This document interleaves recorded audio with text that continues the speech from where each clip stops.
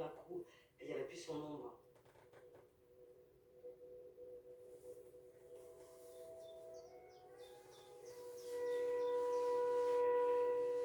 Je suis tellement bien, j'ai tellement redessiné les contours de ma personnalité, tellement accepté mes défauts, tellement accepté de reconnaître mes qualités aussi, parce que sans pour autant, enfin, dire je suis extraordinaire, non, non, je suis normale, je suis normale, avec mes défauts, mes qualités. J'ai plus ces démons, j'ai plus ces cauchemars, j'ai des cauchemars pendant des années, j'ai plus ces cauchemars, j'ai plus ces démons, j'ai plus, non.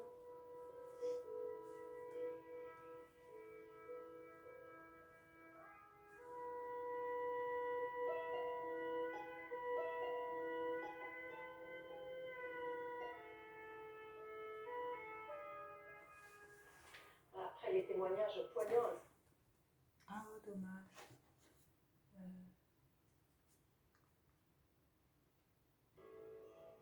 Je pensais qu'ils allaient mettre le débat.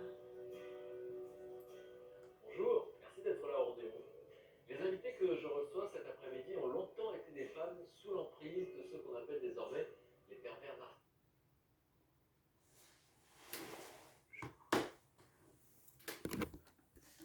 Ça a été, c'est un reportage particulièrement intéressant.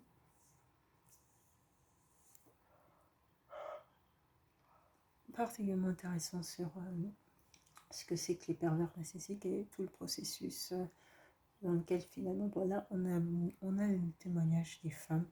Ce qui pourrait être intéressant, ce qui serait très très intéressant à vrai dire, c'est d'avoir le témoignage des hommes.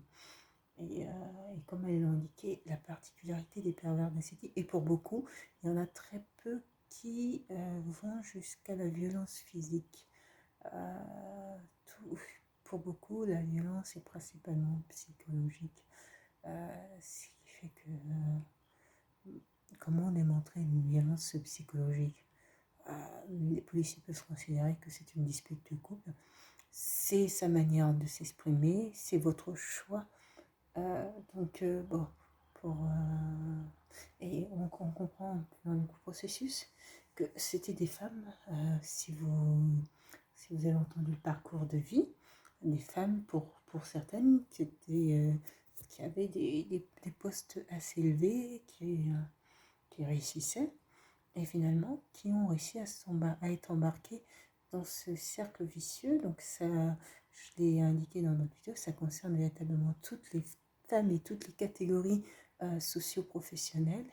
Et la question n'est pas du niveau intellectuel de la femme, la question est plutôt de la capacité et du cycle du processus un peu de destruction psychologique qui va être mis en place pour que ces femmes finalement, bien que ce soit des femmes des postes à responsabilité, parviennent à ne plus pouvoir justement prendre de décisions et se laissent embarquer finalement à acquiescer, indemniser, à acquiescer pour éviter d'être des conflits et pour pouvoir être aimés, de peur de perdre leur mari, leur époux. Donc voilà, c'est vraiment particulier. Au début, c'est très difficile à saisir. Et il y a également le regard aussi que peuvent poser les autres. Et ce regard que peuvent poser les autres, pour beaucoup, parce qu'en société, ce sont des hommes qui sont généralement pas particulièrement bien vus, respectés. Et donc, l'une d'elles le disait, qui te croira? On ne les croirait pas parce que ce sont de belles personnalités dans la vie mondaine et des personnalités qui sont particulièrement appréciées. Donc parole contre parole, souvent c'est leur parole qui prévaut, surtout qu'entre-temps ils ont fait en sorte que leur femme n'ait plus une parole qui porte. Elles n'ont plus de travail, elles arrêtent de travailler. Si elles avaient de l'argent, ben, ça va se terminer. Elles en auront moins d'argent, voire plus du tout, parce qu'il aura tout épuisé. Et elles avaient du travail, ben non. Elles avaient des amis, ben non, elles en auront moins d'amis. Et où ça sera ses amis à lui. Donc finalement, tous les liens vont se resserrer.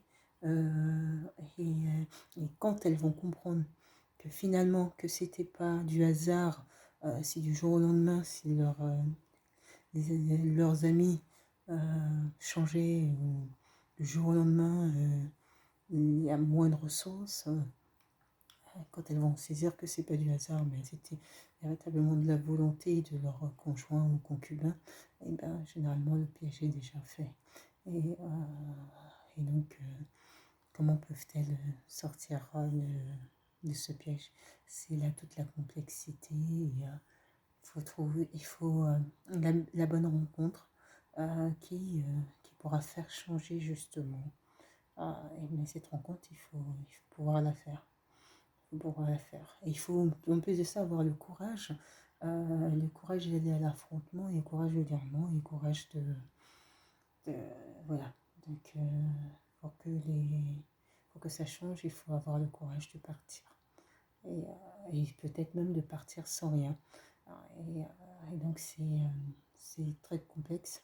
Et c'est pour ça qu'il y a des associations d'aide qui viennent en aide à ces femmes.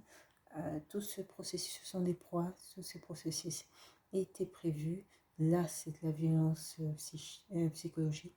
Si ça avait été de la violence physique, ça se serait vu. Euh, et, finalement, peut-être qu'elles en auraient parlé un peu plus vite encore, parce qu'elles auraient pu montrer les coups. Là, la complexité, c'est que ce sont des personnes qu'elles ont elles-mêmes glorifiées comme étant leur conjoint, concubin formidable, tout se passe très bien, alors que la réalité, des foyers était beaucoup moins heureuse. Mais cela dès le départ, mais elle refusait simplement de le voir, ou prenait sur quelque chose de passager.